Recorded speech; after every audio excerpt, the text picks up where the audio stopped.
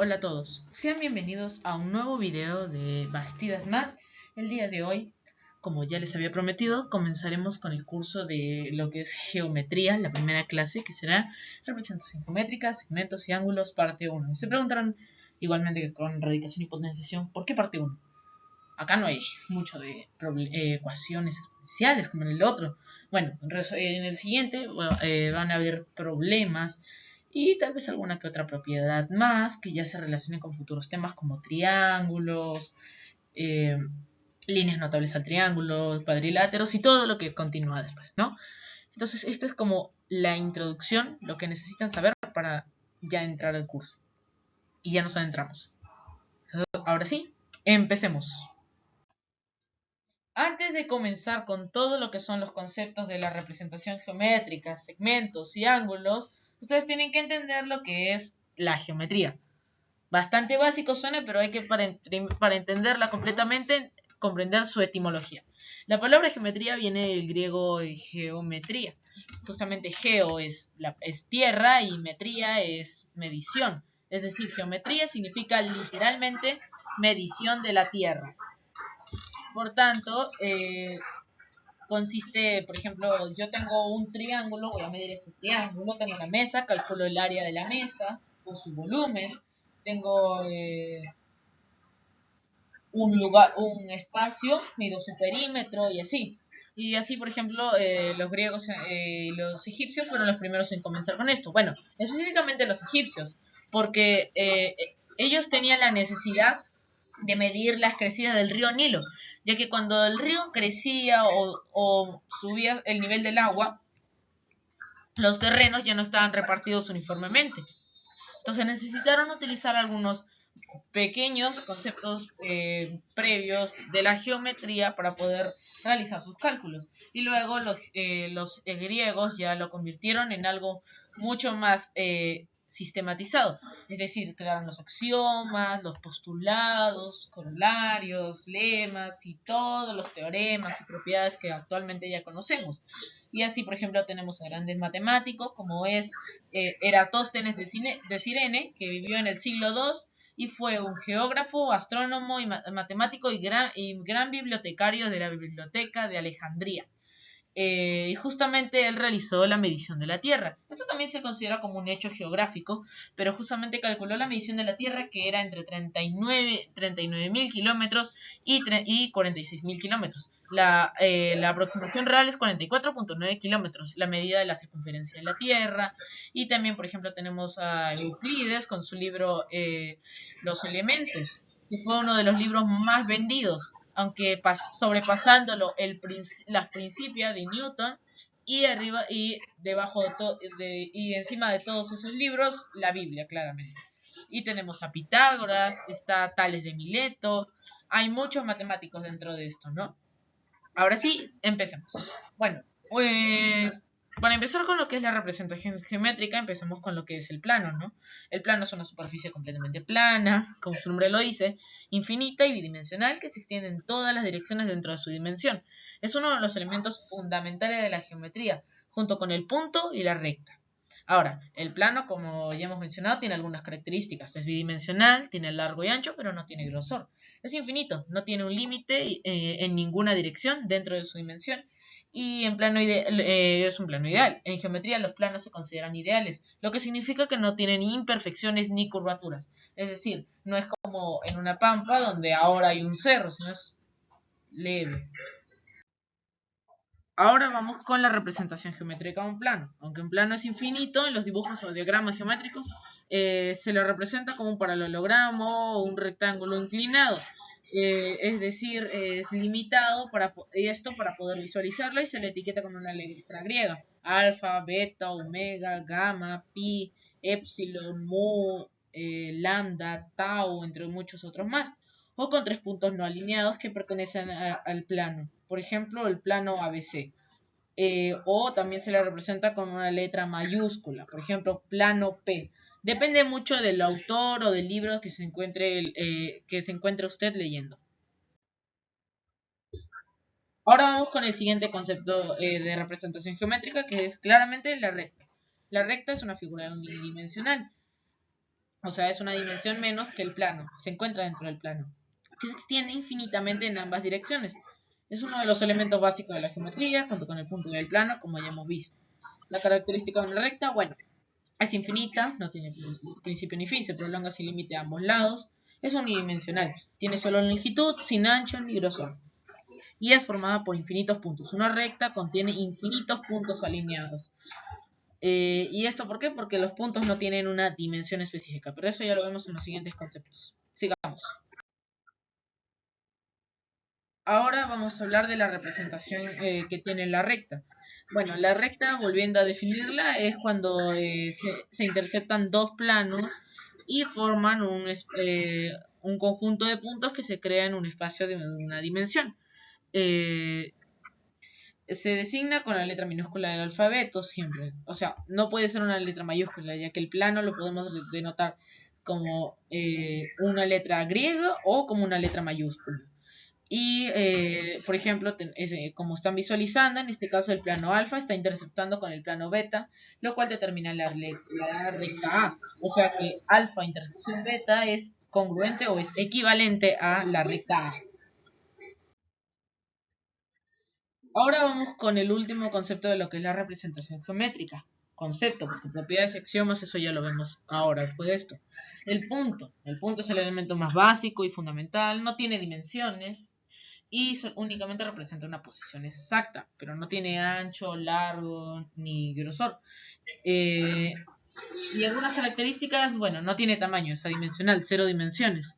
Uno marca una ubicación precisa dentro de un plano en el espacio. No se puede medir, como no tiene dimensiones, no se puede medir ni comparar en tamaño. Y se puede definir como la intersección de dos rectas. Se designa con letras mayúsculas. En caso de que ya estemos denotando al plano con una letra griega, se le denota con una letra mayúscula. Y, por ejemplo, tenemos la recta A con la recta interceptado con la recta B, determina el punto P. Ahora vamos con los axiomas y postulados de lo que es la representación geométrica. Para empezar, existen infinitos puntos, infinitas rectas e infinitos planos. Esto no es difícil de demostrar, esto es simplemente por pura observación. Lo siguiente es que por un punto pasan infinitas rectas. Ahí se están viendo varias rectas pasando por el punto Q. Pero pasan infinitas porque las rectas, al no tener dimensión en grosor ni ancho, simplemente, básicamente tienen grosor, podríamos decirlo como grosor cero, entonces pasan infinitas. Esa es la forma de demostrarlo. Ahora viene algo similar a lo que era con el punto y las rectas. Por una recta pasan infinitos planos. Bueno, a ver, el borde de un plano es una recta, por lo tanto, si ponemos su intersección como un punto, y listo, ya estaría demostrado por el postulado o axioma anterior. Ahora vienen estos, que dos puntos determinan una recta en la que pertenecen. Bueno, no requiere mucha demostración. Y luego tenemos que existen infinitos puntos que pertenecen a una recta, porque una recta es infinita y el punto no tiene dimensiones, entonces caben infinitos. Y existen infinitos puntos que no pertenecen a ella, porque hay infinitas rectas que pertenecen al plano que no son la misma recta. Luego tenemos los siguientes postulados. Que una recta y un punto fuera de ella terminan en un plano, claramente, ¿no? Y tanto la recta como el punto están incluidos en el plano. La recta determinada por dos puntos de un plano está incluida en dicho plano. Existen infinitos puntos dentro de un plano y existen infinitos puntos fuera de él. Ya que el plano puede ser infinito, pero aún así a veces solamente es por pura observación y por pura lógica la mayoría de las cosas de los postulados y axiomas de la representación geométrica. Ahora vamos con el segundo subtema dentro de lo que es el tema de representación geométrica, segmentos y ángulos, es decir, segmentos. Bien. El segmento es el conjunto de puntos pertenecientes a una línea recta limitados por dos puntos denominados extremos. Todo segmento tiene una longitud cuya medida que siempre es un número real positivo. Y justamente los extremos son los puntos que se encuentran delimitando el segmento. Y un segmento siempre es una parte de recta, un segmento de recta. Dentro de lo que son los segmentos existen varios postulados. Y tenemos, por ejemplo, el postulado de la mínima distancia. Dice lo siguiente. La mínima distancia entre dos puntos es la longitud del segmento que los une. De modo que, por ejemplo, tenemos en esta figura tres puntos y queremos hallar la mínima distancia de A a B, pues, y tenemos a C. Entonces sabemos que el menor camino para ir de A a B es a B. O sea que AB es menor a AC más CB, porque esa es la medida del recorrido que tiene que realizar si va a pasar por C. Ahora vamos con lo que es la congruencia de segmentos. Bueno, dos segmentos son congruentes si tienen la misma longitud. Así, si AB y CD tienen la misma longitud, decimos que son segmentos congruentes. Ahora vamos con el postulado del punto medio. El punto medio, todo segmento tiene un único punto medio, el cual está a igual distancia de los extremos. Es decir, la distancia de un extremo al punto medio es igual a la distancia del extremo al otro punto medio, que es la longitud del segmento dividido entre 2. Y justamente al punto medio del segmento se le llama también punto bisector. Es aquel punto que divide un segmento en dos segmentos congruentes, es decir, dicho punto lo divide por la mitad. Ahora vamos con lo que es las operaciones con longitudes de segmentos. Primero tenemos una axioma. El todo es igual a la suma de sus partes. Eso no requiere demostración. O sea, 2 es igual a 1 más 1 porque las partes de 2 es 1 y 1, entonces 1 más 1, ¿no? Y así podríamos irlo demostrando. Ahora, la suma de longitudes de segmentos. Se suma las longitudes de cada segmento y obtenemos la medida del segmento resultante. O sea, AB más BC es igual a AC simplemente, ¿no? Como están viendo en el gráfico. O sea, AC es A más B, porque AB es A y BC es B. Siguiendo lo que son operaciones con segmentos, vamos con el siguiente postulado. Si un segmento se divide en dos partes, la longitud de una parte es igual a la longitud del total menos la longitud de la otra parte. O sea, por ejemplo, si tenemos que AC es A más B, AC es AB más BC, entonces, como están viendo en la pantalla, lo que podríamos decir, por ejemplo, si queremos restar AC menos BC es AB simplemente. Y así podríamos irlo haciendo con cualquier segmento. Siguiendo con lo que son la resta de longitudes de segmentos, tenemos algunas observaciones. Sobre una recta real R, como están viendo en la pantalla, se tienen los puntos A y B, cuyas coordenadas son A y B minúscula respectivamente. Entonces se cumple que la coordenada del punto medio del segmento AB mayúscula viene dado por M, que es la coordenada, es igual a minúscula más B minúscula entre 2. Y la medida del segmento AB mayúscula es igual a el valor absoluto de B minúscula menos A mayúscula. Y así eso se puede demostrar ya con plano cartesiano y geometría analítica, si quieren ir más lejos todavía. Ahora vamos con el siguiente subtema de lo que son segmentos. Bueno, tenemos los segmentos consecutivos, que son aquellos segmentos que están uno a continuación del otro, donde cada segmento tiene un extremo en común. O sea, también a estos no solamente se le conoce como segmentos consecutivos. Eso es desde el punto de vista de considerar a los segmentos. Porque si consideramos los puntos, otros autores lo denominan puntos colineales. Ahora sí comenzamos con la parte más interesante, porque ahora vamos con las propiedades de los segmentos consecutivos. Como están viendo a continuación, si M es punto medio de AB y N es punto medio de CD en el gráfico, entonces MN va a ser AC más BD entre 2. Ahora vamos con la segunda propiedad. Si M es punto medio de AB y N es punto medio de AC en el gráfico, MN va a ser BC entre 2 simplemente. Ahora, la tercera propiedad nos dice lo siguiente. Si M es punto medio de AC, en el gráfico, BM es igual a BC menos AB. Ahora vamos con la cuarta propiedad. Si M es punto medio de BC, en tal caso, AM al cuadrado, en el gráfico, claro, tomen en cuenta el gráfico, AM al cuadrado es igual a AB por AC más BC al cuadrado entre 4. La quinta propiedad nos dice lo siguiente. Si M es punto medio de BC, en el gráfico, claro, AB al cuadrado más AC al cuadrado es 2 veces AM al cuadrado más BM al cuadrado. La sexta propiedad es el teorema de Descartes, o al menos algunos lo llaman así.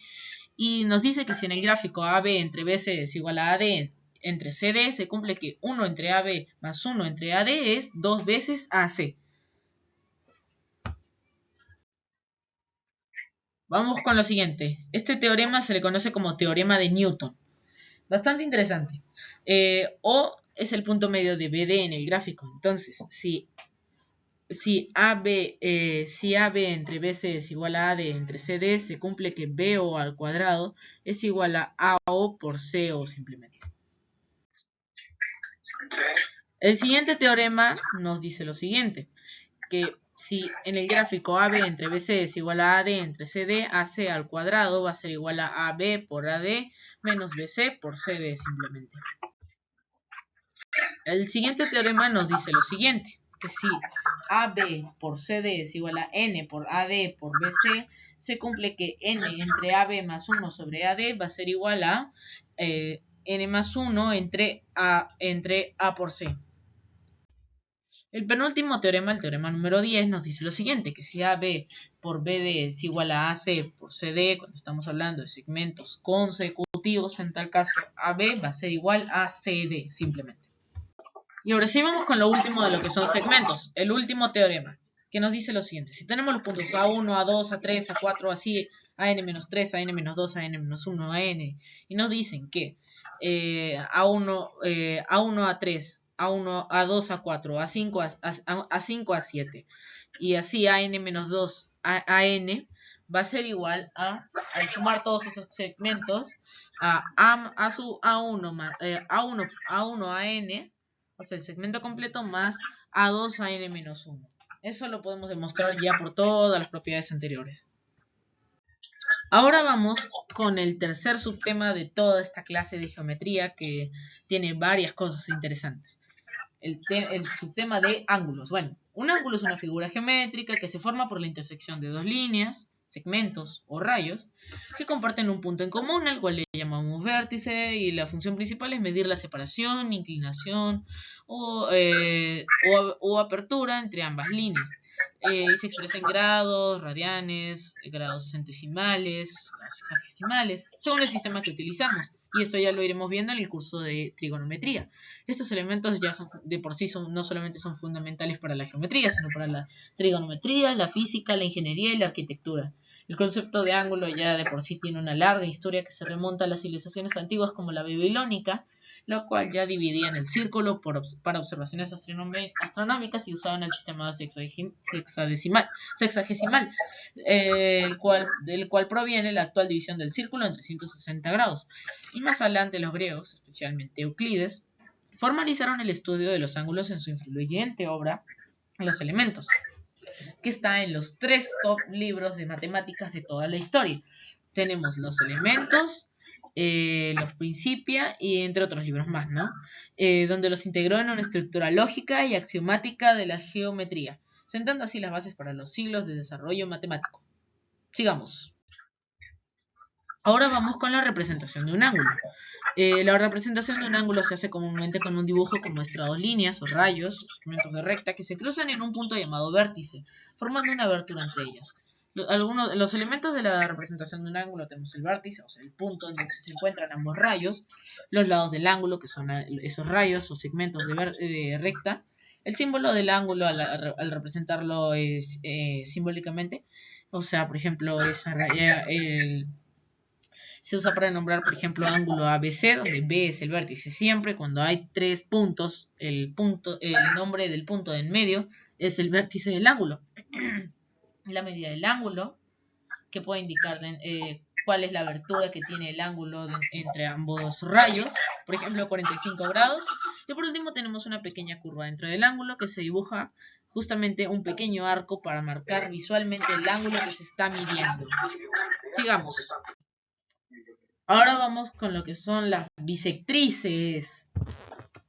La bisectriz es un ángulo, la bisectriz de un ángulo es una línea, generalmente un rayo o segmento de recta, que divide un ángulo en dos partes iguales. O sea que si el ángulo mide 2 alfa, el rayo la bisectriz lo divide en dos ángulos de alfa y alfa.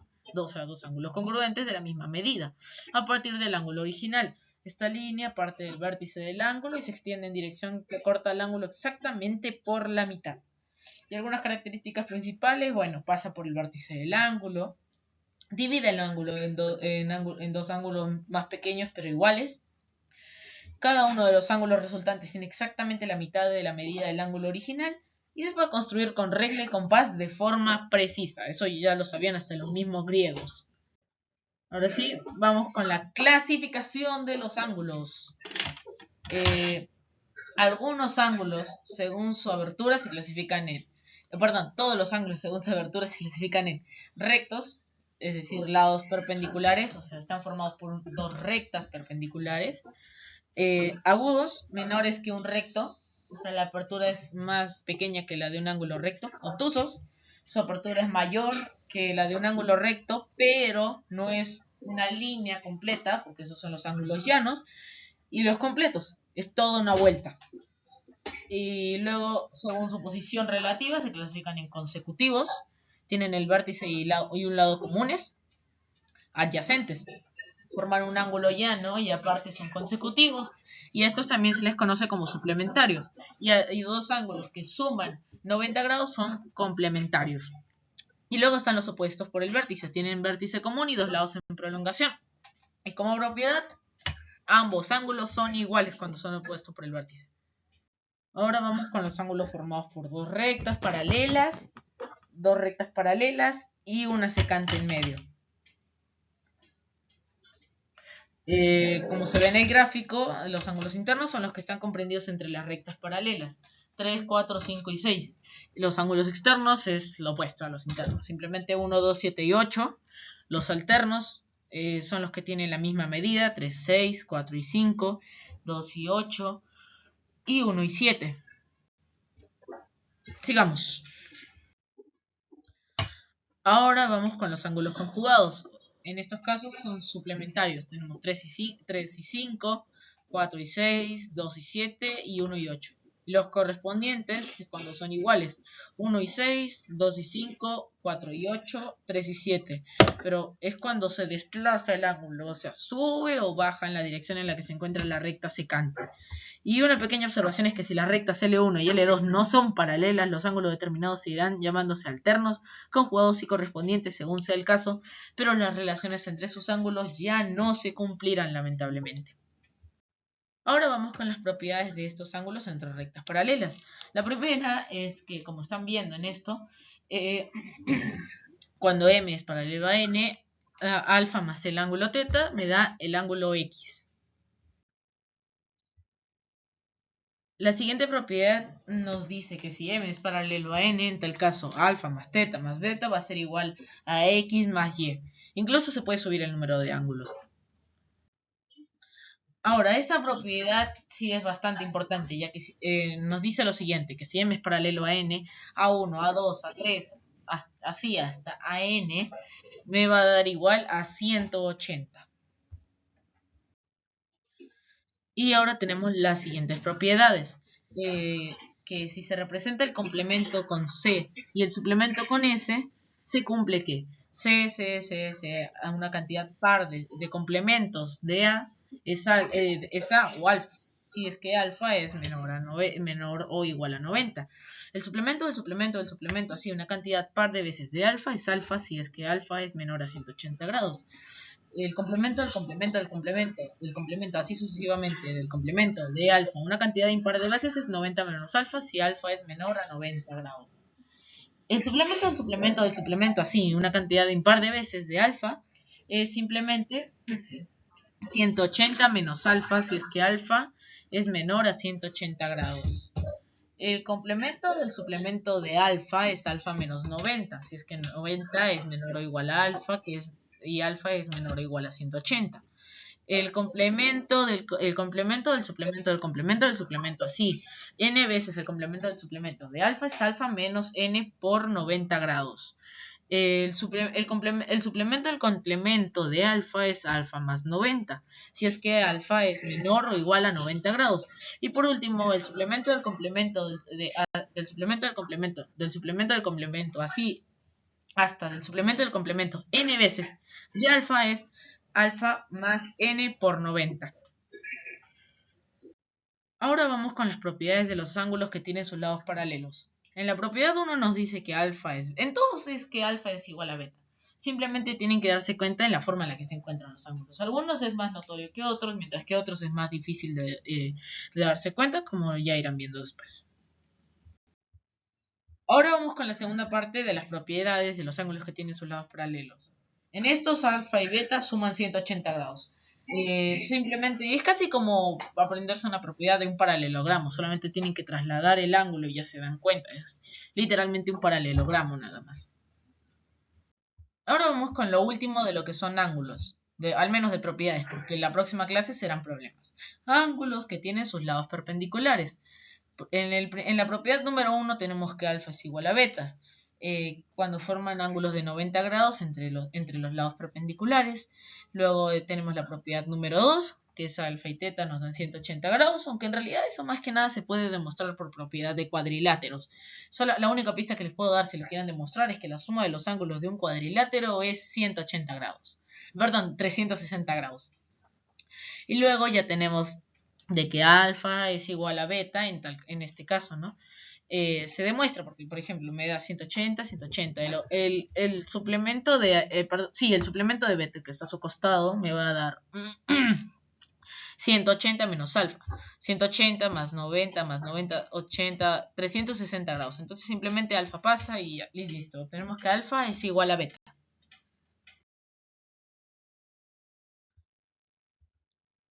Ahora sí, me despido. Muchas gracias por ver. Si te gustó el video, suscríbete y dale like. Y pronto se subirá la parte 2 de Googleología, de sucesiones y series, la primera clase de problemas de Olimpiadas Internacionales y la primera clase de lo que es trigonometría. Y tal vez clase de neurología. Hasta pronto.